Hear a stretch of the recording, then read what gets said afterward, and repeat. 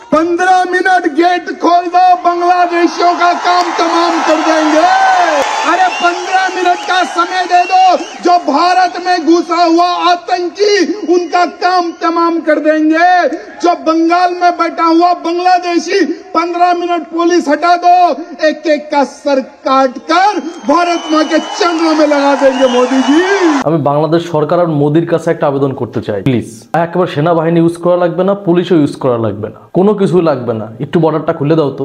ওদের সাথে মানে আর তো পারা যাইতেছে না। ওরা যেভাবে কথা বলতেছে যে 15 মিনিট সময় দাও বাংলাদেশকে মানে জাতা করে ফেলাবে। এ কি বিজেপির এক নেতা? যারা দুর্বল, যারা দুর্লোভী, যারা মনে করেন দেশপ্রেম নাই, তারা হচ্ছে ভারতকে ভয় পায়। বাংলাদেশের কোনো দেশপ্রেমিক, বাংলাদেশের যারা লোভী না, যারা স্বার্থপর না, যারা ন্যায় নীতি নৈতিকতা মূল্যবোধে বিশ্বাসী, তারা ভারতকে কোনো তোয়াক্কাই করে না এবং ভারত আমাদের কাছে কোনো সমস্যাই না। আসসালামু আলাইকুম ওয়া রাহমাতুল্লাহি ওয়া বারাকাতুহু। যারা এই মুহূর্তে ভিডিওটি দেখছেন, ভিডিওটি প্লে করেছেন, তাদেরকে অনুরোধ করব দয়া করে পুরো ভিডিও সম্পূর্ণ দেখবেন। খুবই গুরুত্বপূর্ণ এবং অত্যন্ত ইম্পর্ট্যান্ট ভিডিও নিয়ে হাজির হয়েছি, উপস্থিত হয়েছি আপনাদের মাঝে। প্রিয় দর্শক শ্রোতা মণ্ডলী, সুপ্রিয় বন্ধুগণ, বাংলাদেশকে আবারও কঠিন হুঁশিয়ারি দিল ভারতীয়রা।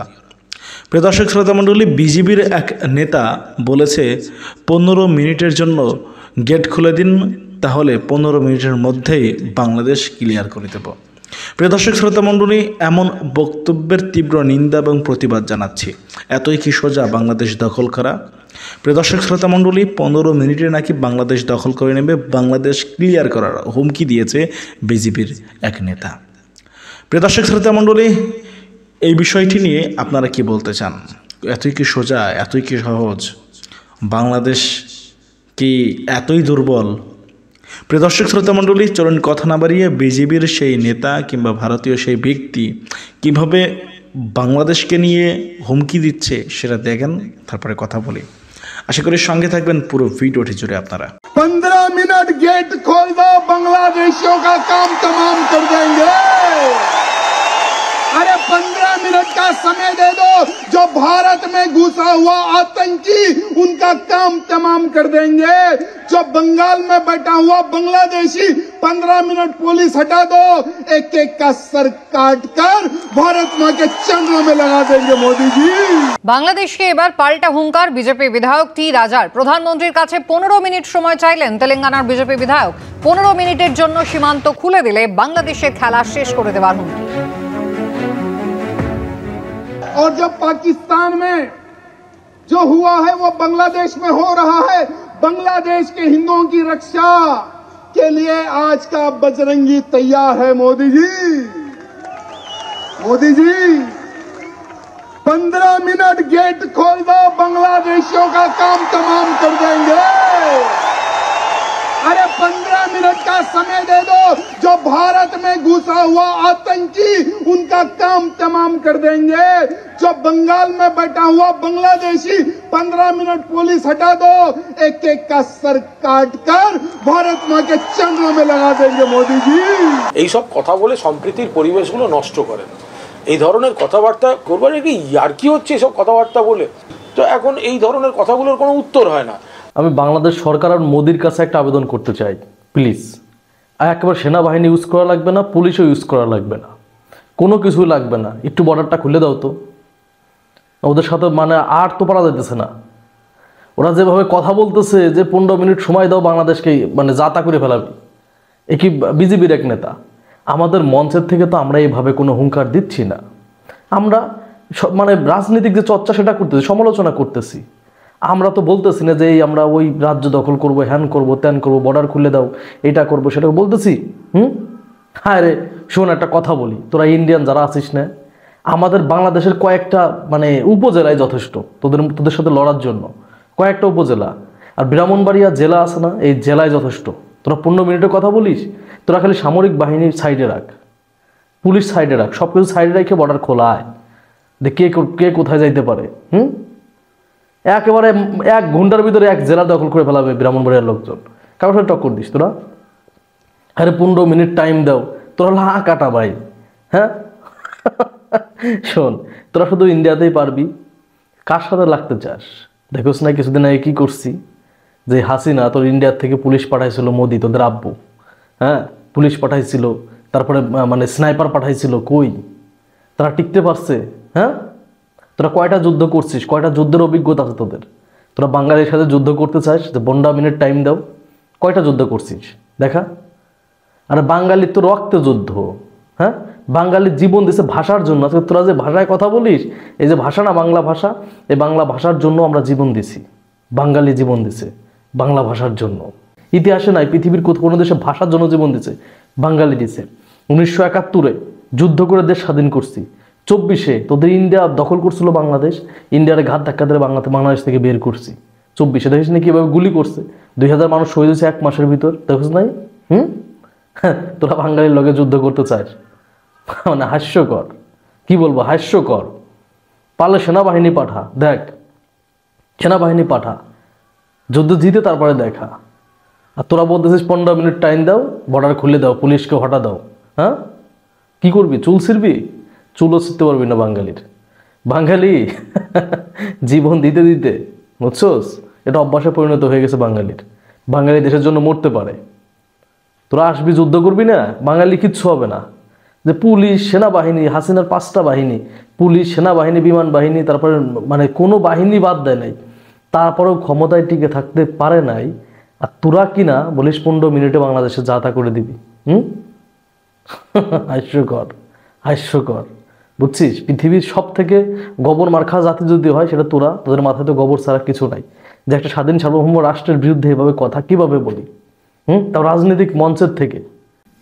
গরুর মত্ত খেলে এর থেকে তোদের কাছ থেকে ভালো কিছু আশা করা আসলে আমাদের জন্য বোকামি। সব থেকে কষ্টের বিষয় যে তোদের মতো একটা মূর্খ, একটা কি বলবো গণ্ডমূর্খ জাতি হচ্ছে আমাদের মানে প্রতিবেশী। এটাও সব থেকে কষ্টের এবং দুঃখের। যারা দুর্বল, যারা দুর্লোভী, যারা মনে করেন দেশপ্রেম নাই, তারা হচ্ছে ভারতকে ভয় পায়। বাংলাদেশের কোনো দেশপ্রেমিক, বাংলাদেশের যারা লোভী না, যারা স্বার্থপর না, যারা ন্যায় নীতি নৈতিকতা মূল্যবোধে বিশ্বাসী, তারা ভারতকে কোনো তোয়াক্কাই করে না এবং ভারত আমাদের কাছে কোনো সমস্যাই না।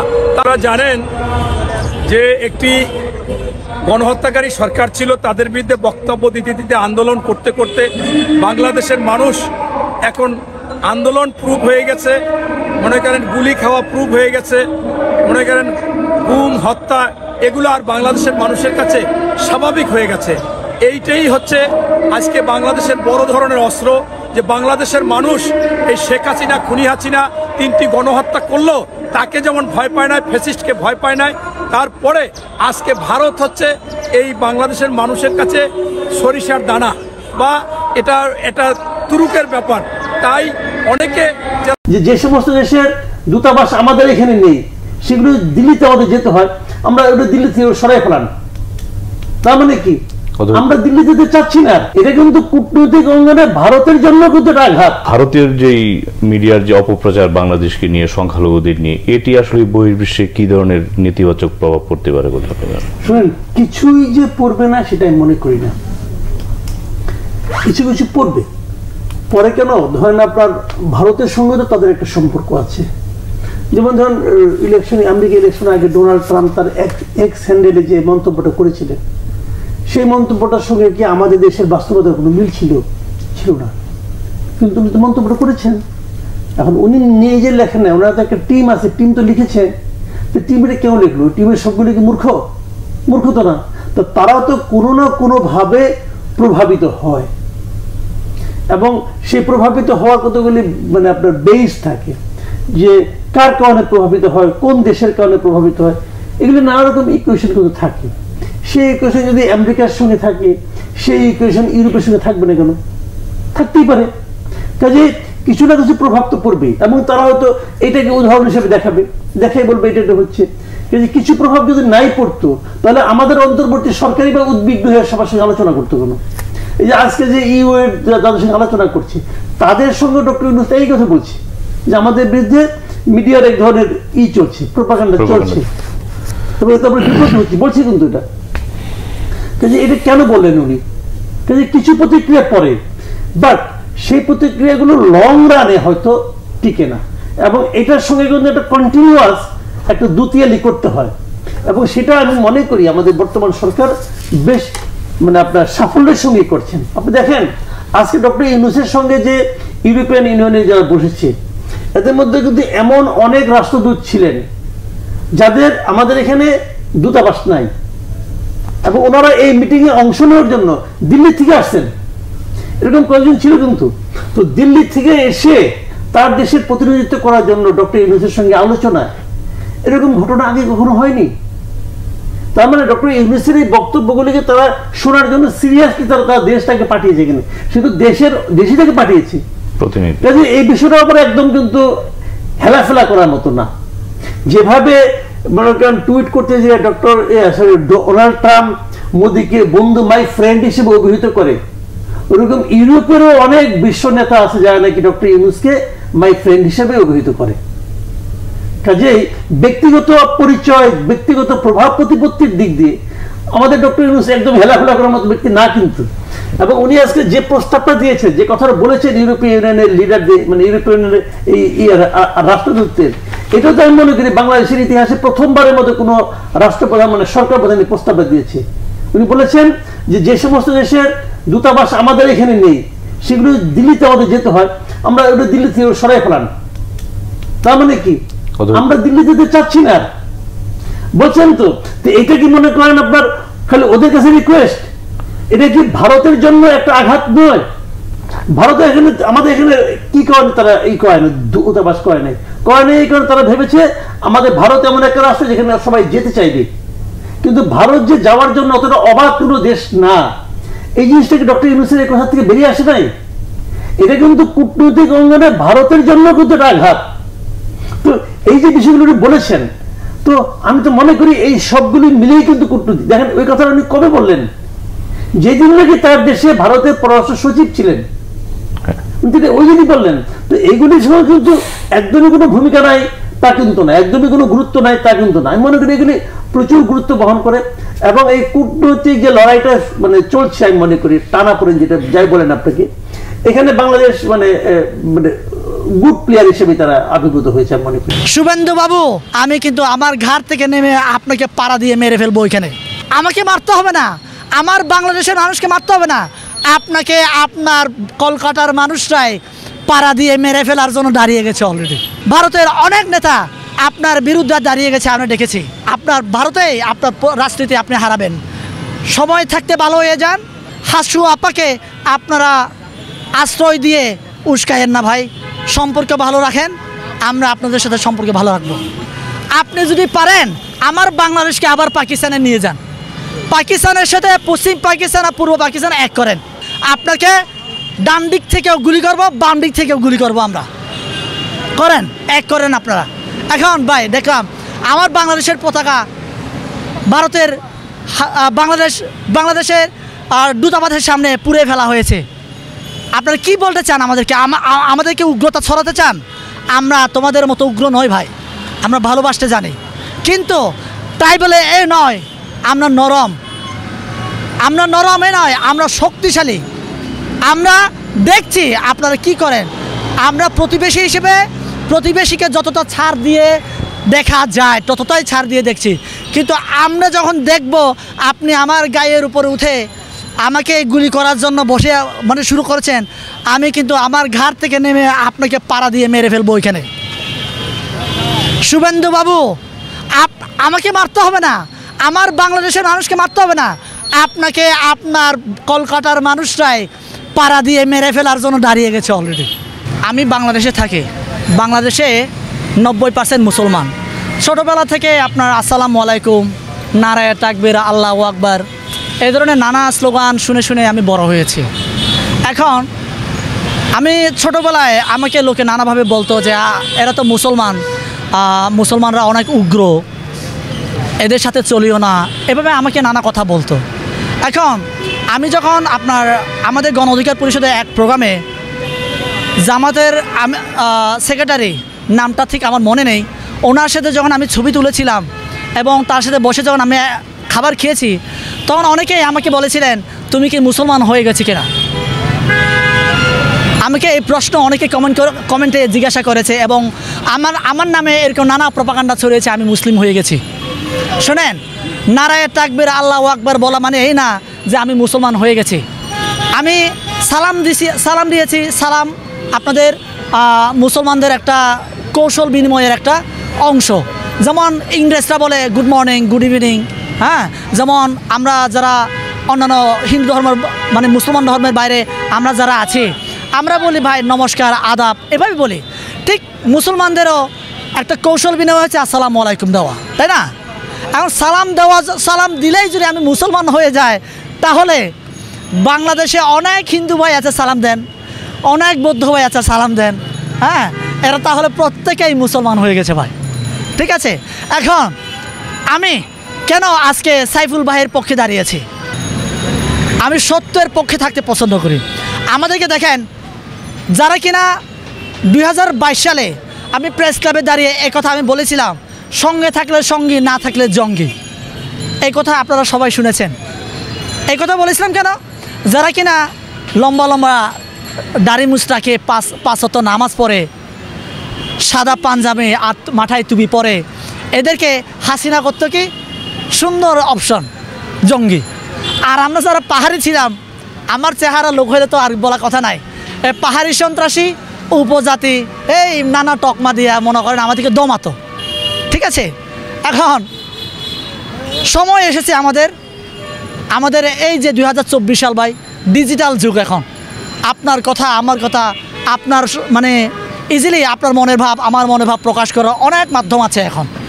এই যে আমরা যদি প্রকৃতপক্ষে আমরা যদি বাংলাদেশের সার্বভৌম রক্ষা করতে চাই, তাহলে আমাদের উচিত হবে আমরা নিজেদেরকে আগে বাংলাদেশি পরিচয় বড় করি, বাংলাদেশের চেতনায় আমরা নিজেদেরকে উজ্জীবিত করি।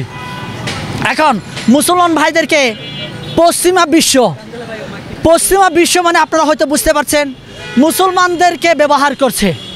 এখন আমার মুসলমান ভাইরাও এটা জেনে না জেনে ওই ফাঁদে পা দেয়। এখন গতকাল মনে হয় আমি ফেসবুকে স্ক্রল করার সময় আমি দেখলাম যে কালের কণ্ঠ আপনাদের হযরত সাল্লাল্লাহু মানে ওনাকে নিয়ে ব্যঙ্গাত্মক একটা ছবি এঁকেছে। কেন বলেন তো? কারণটা হচ্ছে ইসকনের ইস্যুটাকে ধামাচাপা দেওয়ার জন্য আপনার মুসলমান ভাইদেরকে উগ্রতা ছড়িয়ে দিয়ে মাঠে নামানোর জন্য এই ব্যঙ্গাত্মক চিত্র এঁকেছে। এরকম নানা মনে করেন প্রপাগান্ডা মার্কেটে আনা হয়। এটা জেনে না জেনে আমার সাধারণ মুসলমান ভাইরা ফাঁদে পা দেয়।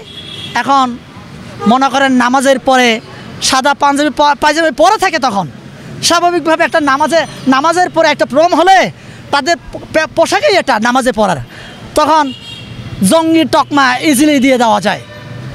এভাবে নানা মানে আপনার প্রসেস করছে ভারত আমাদেরকে।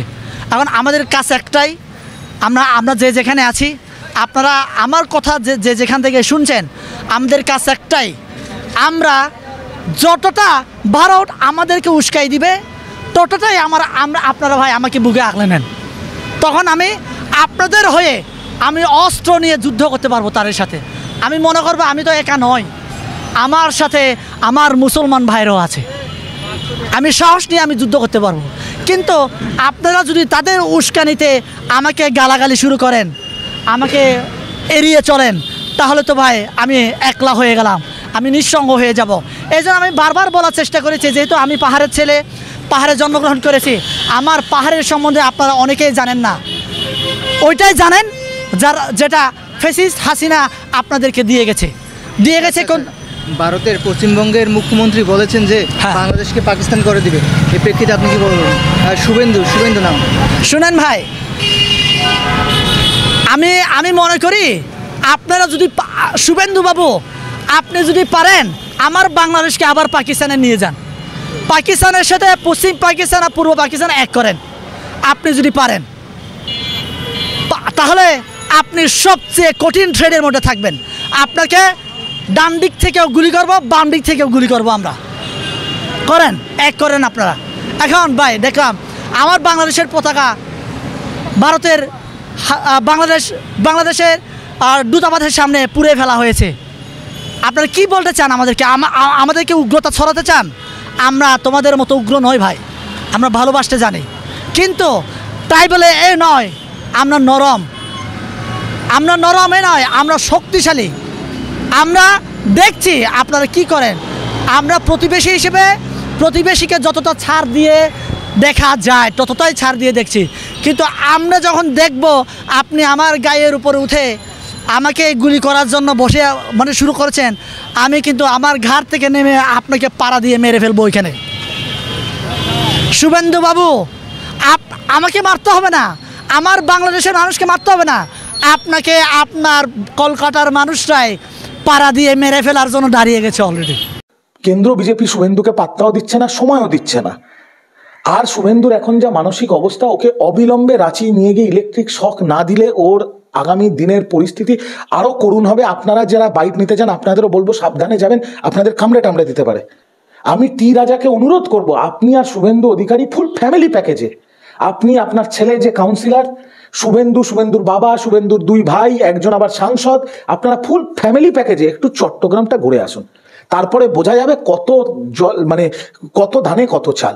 তেলেঙ্গানার একজন বিজেপি বিধায়ক তিনি দাঁড়িয়ে একেবারে বলছেন, টি রাজা তিনি বলছেন যে আমাদেরকে 15 মিনিটের জন্য একবার বর্ডার খুলে দিন। প্রধানমন্ত্রীকে বলছেন আমরা বুঝে নেব, বজরং দল তৈরি আছে। বর্ডার খোলার দরকার কি আছে? বর্ডার খোলার দরকার নেই তো।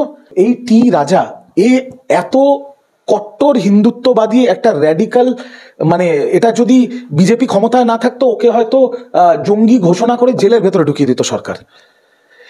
মসজিদের সামনে গিয়ে যে নোংরামিগুলো করে, ভারতবর্ষের সংখ্যালঘুদের নিয়ে এর যা মন্তব্য, কি করে এখনো জেলের বাইরে আছে সেটা নরেন্দ্র মোদী আর অমিত শাহ বলতে পারো, ওদের পেয়ারের ছেলে।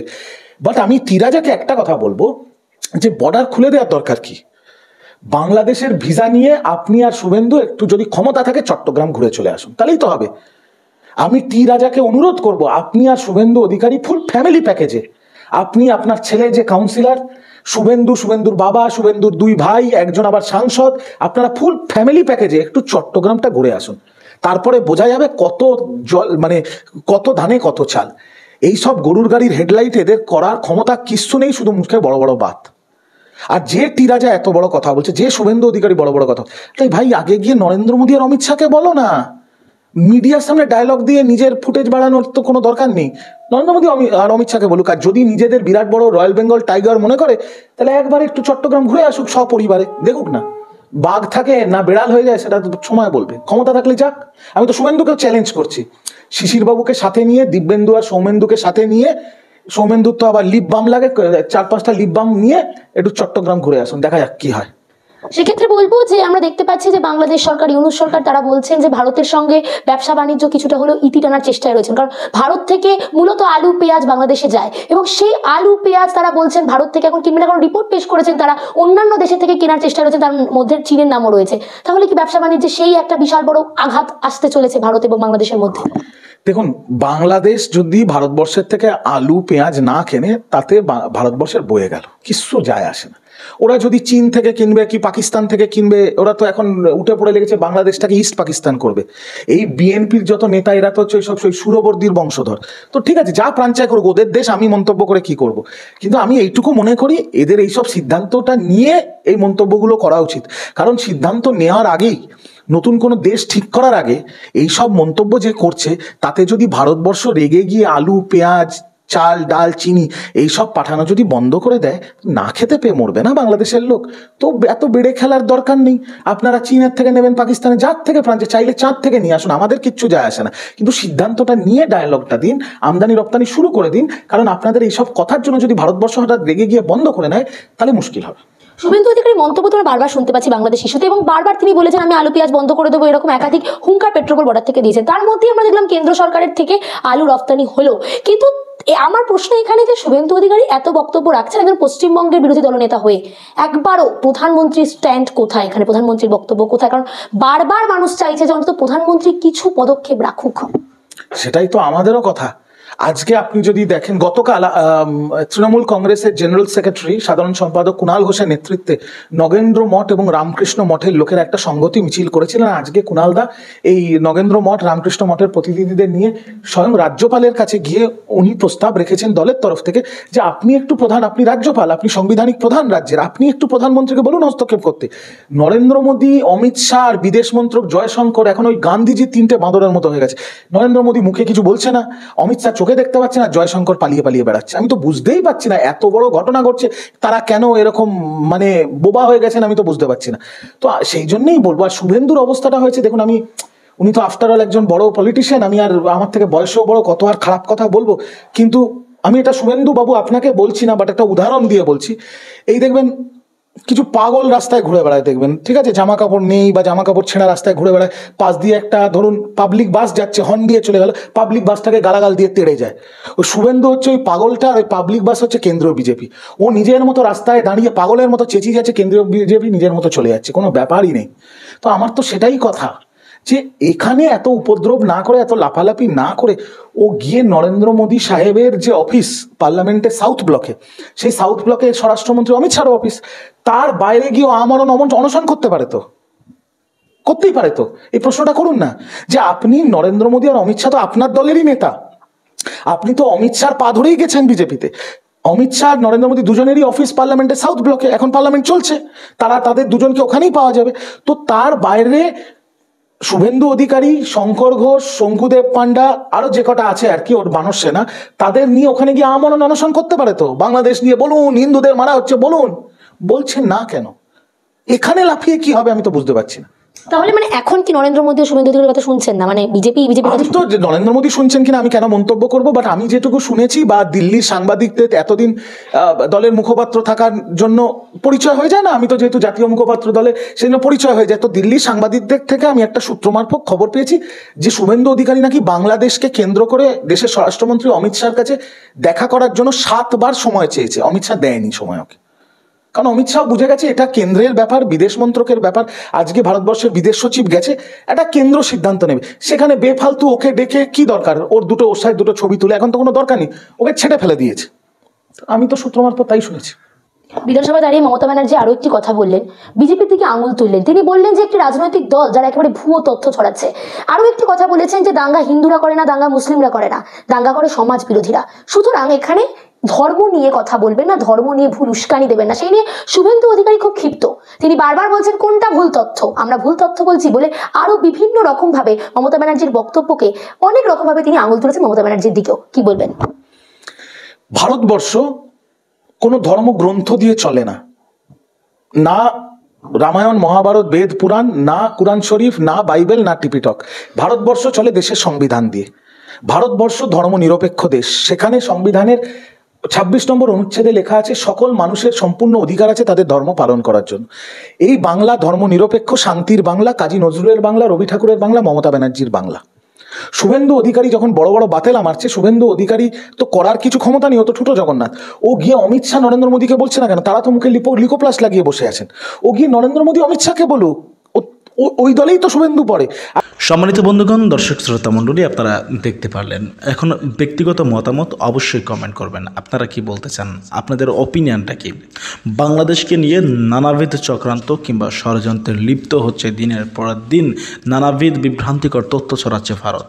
তো ভারতকে নিয়ে আপনারা কি লিখতে চান অবশ্যই কমেন্টে লিখে জানাবেন আপনাদের মতামত, আপনাদের অপিনিয়ন। বাংলাদেশকে যতটা দুর্বল মনে করছে ভারত বর্তমান, ততটা দুর্বল কিন্তু নাই। ভারত হয়তো ভুলে যাচ্ছে এখন ভারতের তাবেদার প্রধানমন্ত্রী শেখ হাসিনা রাষ্ট্র ক্ষমতায় নেই। শেখ হাসিনা, ফ্যাসিস্ট হাসিনার পতন হয়েছে এবং এখন রাষ্ট্র ক্ষমতায় কিংবা রাষ্ট্র পরিচালনার দায়িত্বে রয়েছে প্রফেসর ইউনূস। প্রফেসর ইউনূস চাইলে ভারতকে একদম শেষ করে দিতে পারে। ভারত এটা ভুলে যাচ্ছে। প্রিয় দর্শক শ্রোতা মণ্ডলী, প্রফেসর ইউনূস অনেক আগেই বলেছে বাংলাদেশকে যদি অস্থিতিশীল তৈরি করার চেষ্টা করে কোনো দেশ কিংবা কোনো রাষ্ট্র, তাহলে সেটা মোটেও ভালো হবে না, তার সুফল মোটেও ভালো হবে না। ভারত যদি চেষ্টা করে বিশেষভাবে, ভারতের 7 সিস্টার ভেঙে যাবে এবং ভারত কঠিন বিপদের মধ্যে পড়বে। ইতিমধ্যে কিন্তু হুঁশিয়ারি দিয়েই রেখেছে প্রফেসর ইউনূস। তার মধ্যে এরকম বক্তব্য, উস্কানিমূলক বক্তব্য, কি বলবেন আপনারা?